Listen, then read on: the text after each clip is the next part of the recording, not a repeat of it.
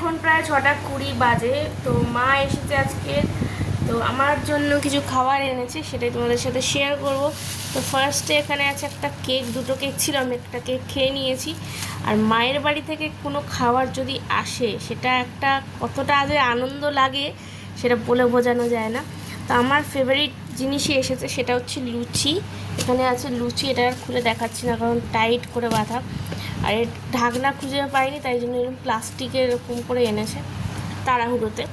আর এটা হচ্ছে আর্সালানের কন্টেনার, কিন্তু বিরিয়ানি নেই। এটার মধ্যে আছে হচ্ছে চানা, এটা আমার খুব ফেভারিট। তো এটার সাথে লুচির সাথে এইটা আজকে রাত্রিবেলা জমে যাবে।